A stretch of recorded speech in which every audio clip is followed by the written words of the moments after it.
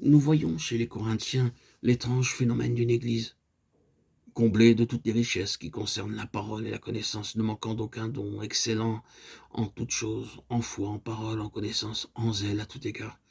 1 Corinthiens 1, 5, 6, 2 Corinthiens 8, 7. Et pourtant, les Corinthiens manquaient d'amour. Ceci nous montre bien que par l'action de l'Esprit Saint, les facultés naturelles de l'âme en fait de foi, de connaissance et de parole peuvent être fortement impressionnées sans que le moi en soit amené à une entière reddition et qu'ainsi on peut voir chez le croyant plusieurs des dons de l'Esprit tandis que le meilleur, le plus essentiel de tous, l'amour, lui manque encore. Ceci nous indique le moyen de devenir réellement spirituel.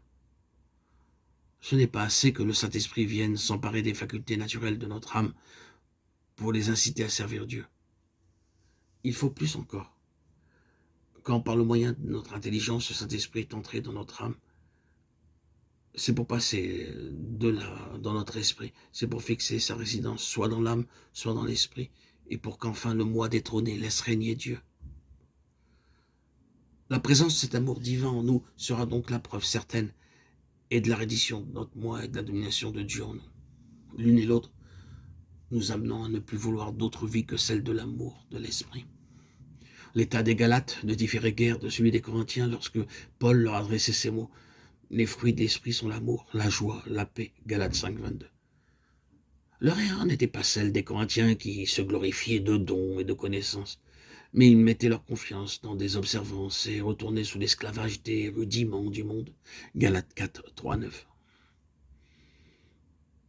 Pour tous, le résultat était le même. L'esprit n'avait pas encore pénétré dans leur vie intime et par conséquent, c'était la chair qui réglait encore leur vie extérieure, suscitant au milieu d'eux de l'amertume, de l'envie et des inimitiés. De nos jours aussi, il en est de même pour un très grand nombre d'églises qui portent le nom d'églises chrétiennes. D'un côté, la confiance en la connaissance, en l'orthodoxie des doctrines, de l'enseignement, de l'autre habitude de se contenter des formes extérieures du culte, qui maintiennent la chair en pleine vigueur, sans qu'elle soit jamais crucifiée avec Christ. Et par là, le Saint-Esprit n'a pas la liberté d'opérer une véritable sainteté de vie, de faire vivre de l'amour de Christ. Oh. Apprenons chacun de nous et demandons à Dieu de l'enseigner à tous. Que tout chrétien qui dit avoir reçu le Saint-Esprit doit en donner aussitôt la preuve par sa vie, en se montrant animé de l'amour de Christ, soit par sa douceur à supporter les offenses, soit par son dévouement à surmonter le mal par le bien et à sauver tous ceux qu'il peut atteindre. Il faut que chaque membre de Christ continue et reproduise ici-bas la vie même de Christ.